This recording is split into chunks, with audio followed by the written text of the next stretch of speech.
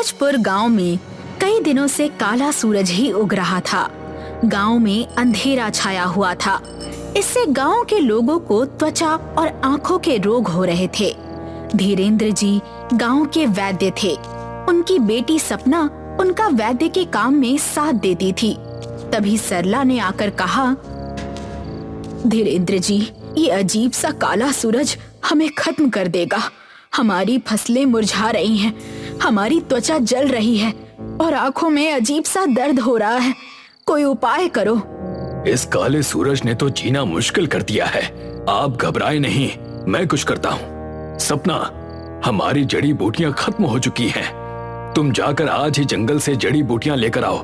जी पिताजी, मैं आज ही जाकर जड़ी बूटियाँ लेकर आती हूँ। हमें जल्द से जल्द इस काले सूरज का उपाय ढूंढना होगा, तभी हम बच पाएंगे। सपना जब जंगल में जड़ी बूटियाँ खोज रही थी, तब अचानक उसे एक पेड़ के पास एक जख्मी व्यक्ति मिला। वो व्यक्ति बहुत कमजोर लग रहा था। सपना उसे बचाने के लिए तुरंत आगे बढ़ी। तुम ठीक तो हो? तुम्हें क्या हुआ है?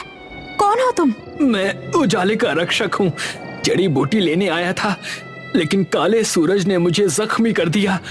ये काला सूरज हमें खत्म कर देगा। उजाले का रक्षक?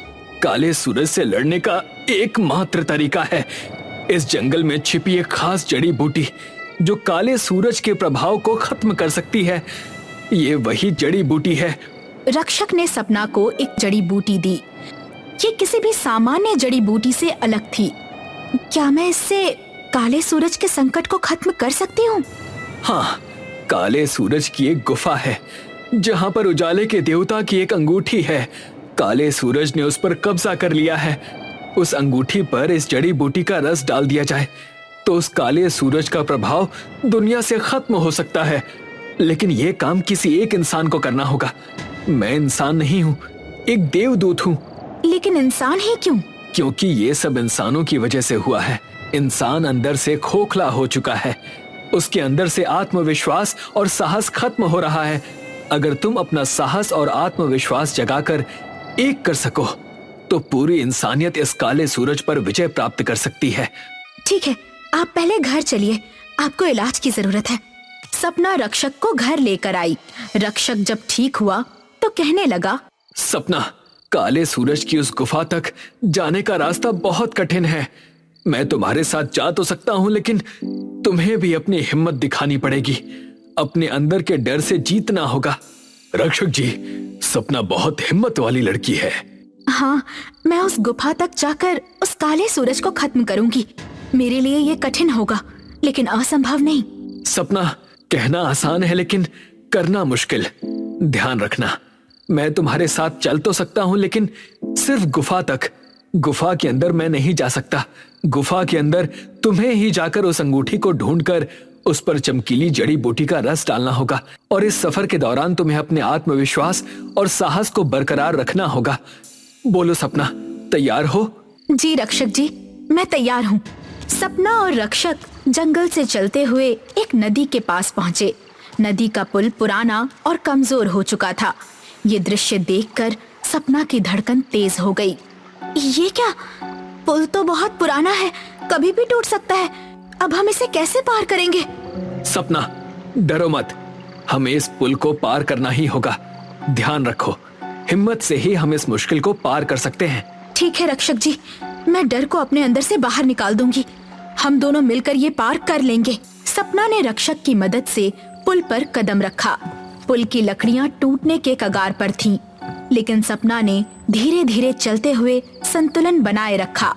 दोनों आगे बढ़ने लगे। हम ये कर सकते हैं, बस ध्यान रखना, थोड़ा और। तुम सही कर रही हो सपना, हम पहुंचने वाले हैं। अंततः सपना और रक्षक ने हिम्मत और संयम के साथ नदी पार कर ली। अब वे अपने अगले सफर के लिए तैयार थे। सपना और रक्षक थोड़े और आगे बढ़े तो उन्हें एक बड़ा सा पहाड़ दिखा। पहाड़ पर रास्ते में जहरीले कांटों वाले पेड़ और पौधे आ गए। कांटे तेज थे और उनका जहर किसी को भी तुरंत चोट पहुंचा सकता था। रक्षक जी, ये तो बहुत खतरनाक है। मैं इन कांटों से नहीं गुजर सकती। डरो मत सपना, अगर तुमने दृढ़ निश्चय किया हुआ है तो इन कांटों को पार करना आसान होगा। हम साथ हैं, हमें कोई भी मुश्किल नहीं रोक सकती। बस इसी तरह अपना आत्मविश्वास बनाए रखो। दोनों कांटों के बीच से धीरे धीरे बढ़ने लगे। कांटे उनके हाथों और पैरों में चुभने लगे, लेकिन सपना ने अपनी चिंता को दूर किया और रक्षक के साथ आगे बढ़ने का निर्णय लिया। ये दर्द मुझे रोक नहीं सकता, हमें अपनी मंजिल तक पहुंचना ही होगा। तुमने बहुत अच्छा किया सपना। तुमने अपनी हिम्मत और विश्वास से इसे पार कर लिया। कांटों के बावजूद सपना और रक्षक ने मिलकर इस कठिनाई को पार किया और पहाड़ की चढ़ाई जारी रखी। उन्होंने देखा कि गुफा के रास्ते में एक घना जंगल था। जंगल के बीच में एक अजीब तरह का धुआं उभर रहा था, जिससे पूरी जगह में अंधेरा सा छाया हुआ था। ये क्या है? ये धुआं कहाँ से आ रहा है? और ये जंगल तो बहुत खतरनाक लग रहा है। ये धुआं नहीं, बल्कि एक जादुई रुकावट है। इसे पार करने के लिए हमें ध्यान और साहस दोनों की जरूरत होगी। ये धुआं हमारी दिशा और मानसिक स्थिति को प्रभावित करता है। अगर हमें इससे बाहर निकलना है तो हमें इसे नजरअंदाज करना होगा और अपने इरादों को मजबूत रखना होगा। सपना और रक्षक ने उस अजीब धुएं को पार करने की योजना बनाई। जैसे ही वे उस दिशा में बढ़े, उन्हें महसूस हुआ कि धुआं और भी घना होता जा रहा है। ये क्या है? मुझे लग रहा है मेरा आत्मविश्वास खत्म हो रहा है। मैं पूरी तरह हिम्मत हार रही हूँ। सपना, इससे डरना नहीं है। यह सिर्फ तुम्हारे दिमाग का खेल है। अगर तुम डर पर काबू पा लोगी तो ये दिक्कतें खुद ब खुद गायब हो जाएंगी। हमें केवल अपनी यात्रा पर ध्यान केंद्रित करना होगा। सपना ने गहरी सांस ली और रक्षक की बात मानी। धीरे धीरे दोनों ने धुएं से रास्ता ढूंढते हुए खुद को बाहर निकाला। जैसे ही वे धुएं के पार पहुंचे, उन्हें गुफा का रास्ता साफ दिखने लगा। हमने ये कर दिखाया। अब हम उस गुफा तक पहुंचने के लिए तैयार हैं। लेकिन अब भी कुछ और चुनौतियां सपना का इंतजार कर रही थीं। सपना, अब मैं आगे नहीं जा सकता। इसके बाद का सफर तुम्हें अकेले ही तय करना होगा। रक्षक जी, आपके बिना कैसे? तुम्हें ये करना ही होगा। तुम जाओ और उस अंगूठी को प्राप्त करके उस पर चमकीली औषधि का रस डाल दो। इस काले सूरज को खत्म करने का यही एकमात्र उपाय है। तभी अचानक वहाँ काला सूरज आया। तुम कहाँ जा रही हो सपना? तुम मुझे खत्म करने आई हो ना? मैंने इंसान के आत्मविश्वास और हिम्मत को खत्म करने के सारे प्रयास किए। तुम मेरे प्रभाव को खत्म करने आई हो? ऐसा कभी नहीं होगा। तुम उसे छोड़ दो। काले सूरज, मैं तुम्हें आगे नहीं बढ़ने दूंगा। सपना, तुम जल्दी जाओ। मैं काले सूरज को कुछ देर और रोक सकता हूँ, लेकिन ज्यादा समय तक नहीं रोक पाऊंगा। सपना ने हिम्मत से कदम आगे बढ़ाए। सपना गुफा के अंदर पहुंच चुकी थी और उसकी नजरें हर कोने को छान रही थीं। अंधेरे में उसे एक चमकती हुई अंगूठी नजर आई, जो उजाले का प्रतीक थी। सपना ने तुरंत अंगूठी को उठा लिया। अब काले सूरज का प्रभाव खत्म होगा। तभी अचानक काला सूरज वहाँ प्रकट हो गया। तुम मुझे रोक नहीं सकती सपना। मैं तुम्हें ये नहीं करने दूंगा। लेकिन सपना डरी नहीं। उसने अपना ध्यान केंद्रित किया और जड़ी बूटी का रस अंगूठी पर डाल दिया। जैसे ही रस अंगूठी पर गिरा, काला सूरज गायब हो गया। अब तुम्हारी काली छाया इस दुनिया से मिट जाएगी। गुफा में एक तेज रोशनी फैलने लगी, जैसे सूरज फिर से उगाया हो। बाहर आकर देखा तो रक्षक नहीं था। उजाले का रक्षक सपना को सकारात्मक उम्मीद देकर जा चुका था। गांव वाले सपना के घर इकट्ठा हुए। मेरी बेटी ने असंभव काम किया है। गांव वालों, उसकी हिम्मत और विश्वास ने हमें बचा लिया। तुमने हम सबको बचाया है सपना। तुम वाकई हमारे गांव की शान हो। मैंने केवल वही किया जो सही था सरला चाची। असल में काला सूरज तो हमारी कायरता, डर और अहंकार का अंश था, जो हम पर अपनी पकड़ और ज्यादा मजबूत बना रहा था। हमें जरूरत थी अपने आत्मविश्वास, साहस और सच के साथ आगे बढ़ने की, जिससे हम अपने मन के अंदर के काले सूरज को खत्म कर सकें। एक दिन की बात है, जब सूरज ढल रहा था और चांद उग रहा था, तो सूरज ने चांद से पूछा, अरे भाई, एक बात बताओ, तुम जब भी आते हो तो कोई तुम्हें प्रणाम क्यों नहीं करता? ऐसा नहीं है भाई, हर कोई एक जैसा नहीं होता। कई लोग मुझे भी प्रणाम करते हैं।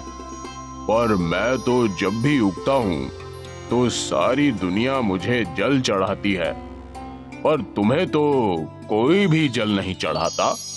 सूरज और चंद्रमा की ये बातें बेलापुर गांव के लोग सुन रहे थे। तभी एक आदमी ने कहा, हम तो सिर्फ सूरज को ही भगवान मानते हैं, चांद हमारे लिए भगवान नहीं है।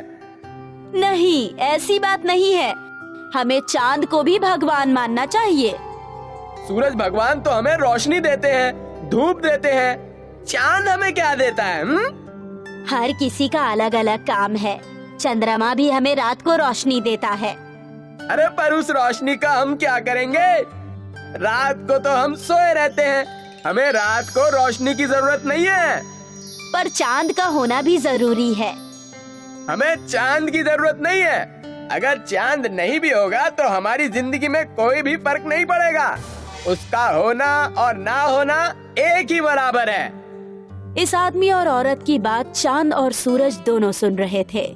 ये बातें सुनकर सूरज खुश हो गया और चंद्रमा थोड़ा उदास हो गया। सूरज ने चांद से कहा, देखा, बेलापुर के लोग भी मुझे भगवान मानते हैं और तुम्हें कुछ भी नहीं।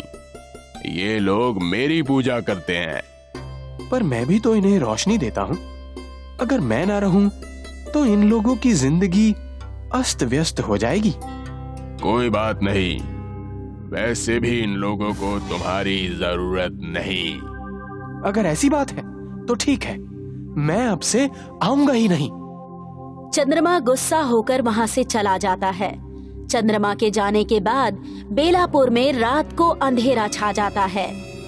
वैसे तो आसमान में कुछ तारे हैं, पर इनकी रोशनी बहुत कम है। अंधेरा इतना गहरा है कि किसी को कुछ भी दिखाई नहीं देता। अब खेतों में बुआई का वक्त आ चुका था, इसलिए किसानों को सुबह जल्दी उठकर बुआई के लिए जाना था। पर चांद के न होने से गहरा अंधेरा था। अरे उठ जाओ, आज खेत की बुआई करनी है ना, जल्दी चलो, नहीं तो बाद में तेज धूप हो जाएगी और फिर गर्मी में काम नहीं हो पाएगा। हाँ, खेत की बुआई तो करनी है, पर अभी रात है, बाहर बहुत घना अंधेरा है। मुझे तो लगता है सुबह होने वाली है, हमें चलना चाहिए। वो सब तो ठीक है, पर बाहर कुछ दिख ही नहीं रहा, जाएंगे कैसे? ठीक है, सुबह होने पर ही जाते हैं। ये दोनों सुबह होने का इंतजार करने लगे। जब सुबह हुई तो ये दोनों खेत के लिए निकल पड़े, लेकिन कुछ ही देर में तेज धूप आ गई और गर्मी के कारण खेत में काम करना मुश्किल हो रहा था। बहुत गर्मी हो रही है, चलो घर चलते हैं, कल सुबह जल्दी आ जाएंगे। हाँ, सही कह रही हो, इस भयानक गर्मी में तो मुझसे भी काम नहीं होता, कल आते हैं। वो आदमी और औरत दोनों घर चले गए। अगले दिन भी जब वो उठे तो रात को चंद्रमा के न होने की वजह से बहुत घना अंधेरा था, और आज भी वो दोनों जब उठे तो सूरज निकल चुका था। सूरज की गर्मी के कारण खेत में काम करना मुश्किल हो रहा था। इस समस्या से परेशान होकर आदमी ने सूरज से कहा, हे सूर्यदेव, हमें चांद की जरूरत नहीं है। अगर आप रात को भी रहें तो हमें कभी भी चांद की जरूरत नहीं पड़ेगी और हम केवल आप ही की पूजा करेंगे। ठीक है, अब से मैं रात को भी रहूंगा।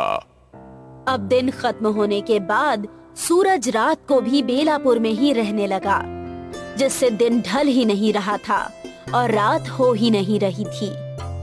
अरे जल्दी से खाना बनाओ, नींद आ रही है, सोना भी है। अभी तो दोपहर का वक्त है, क्या अभी से खाना बनाना शुरू कर दूं? अच्छा ठीक है, बाद में बनाना। वो आदमी और औरत बहुत देर तक रुकते हैं, पर शाम नहीं होती, क्योंकि अब सूरज ढल ही नहीं रहा था। भूख से आदमी का बुरा हाल हो गया। अरे लगता है आज शाम नहीं होगी, तुम खाना बना दो। ठीक है, बनाती हूँ। औरत ने खाना बनाया और दोनों ने खाना खा लिया। अच्छा सुनो, मैं सोने जा रहा हूँ।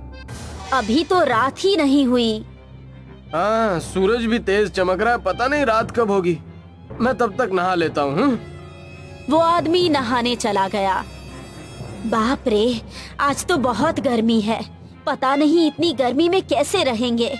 आदमी नहाकर लौट आया। अरे नहाने के बाद भी कितनी गर्मी लग रही है। अब सूरज नहीं ढलेगा, इसलिए ये सब हो रहा है। ये सब सूरज की वजह से ही हो रहा है। कोई बात नहीं, चलो सोते हैं। ये दोनों सोने के लिए चले जाते हैं, पर सूरज की गर्मी की वजह से दोनों परेशान हो जाते हैं। इन्हें बहुत पसीना आ रहा है। अरे पंखा तेज कर लो। औरत पंखे को तेज कर देती है, पर तेज हवा चलने के बाद भी इन्हें गर्मी से राहत नहीं मिलती। इतनी गर्मी में तो मर ही जाएंगे। काश सूरज ढल जाता तो गर्मी कम हो जाती और हम लोग चैन से सो पाते। अरे अब तो ये गर्मी बर्दाश्त के बाहर हो गई है। मुझे भी लगता है कि हमें चांद की जरूरत है। चलो जाकर सूर्य देव से बात करते हैं। हाँ ठीक है, चलो। ये दोनों बाहर छत पर आते हैं। हे सूर्य देव, आपकी धूप को बर्दाश्त करना मुश्किल हो रहा है। इसमें मैं क्या कर सकता हूँ? तुम ही ने कहा मुझे रात को रुकने के लिए, इसलिए मैं रुका हूँ। हाँ, हम ही ने कहा था, पर अब हमें चांद की भी जरूरत है, क्योंकि हम इतनी धूप को नहीं सह पाएंगे। आज से आप सिर्फ दिन के समय ही रहिए, रात को चंद्रमा ही ठीक है। ठीक है, जैसी तुम्हारी मर्जी। अब से मैं रात को नहीं आऊंगा। अब औरत और आदमी चंद्रमा को पुकारने लगे। हे चंद्रदेव, मुझसे गलती हो गई, मुझे माफ कर दीजिए। हमें आपकी भी जरूरत है। हे चंद्रदेव, आप वापस आ जाइए। जिस तरह दिन में सूरज की जरूरत है, उसी तरह रात में चांद की भी जरूरत है। इन दोनों के बुलाने पर चंद्रमा वापस आ जाता है। चंद्रमा को देखकर ये दोनों बहुत खुश होते हैं और उन्हें प्रणाम करते हैं। हे चंद्रदेव, जिस तरह हम हमेशा सूरज को जल चढ़ाते हैं और उनका स्वागत करते हैं, उसी तरह आज से हम लोग आपका भी स्वागत करेंगे। ठीक है, अगर तुम्हें मेरी जरूरत है तो मैं तुम्हें रोशनी जरूर दूंगा। मुझे माफ कर दो भाई, मेरी तरह तुम भी इस दुनिया के लिए बहुत जरूरी हो। अगर मैं दिन में उगने वाला सूरज हूँ, तो तुम रात में उगने वाले सूरज हो। सूरज ढल गया और अंधेरा होने लगा। तब चांद ने चारों तरफ अपनी खूबसूरत रोशनी बिखेर दी। आदमी और औरत दोनों ने चांद को प्रणाम किया और उनका स्वागत किया और दोनों चैन की नींद सो गए। सीख: इस दुनिया में हर चीज का अपना महत्व है। हमें किसी भी चीज के महत्व को कम नहीं समझना चाहिए।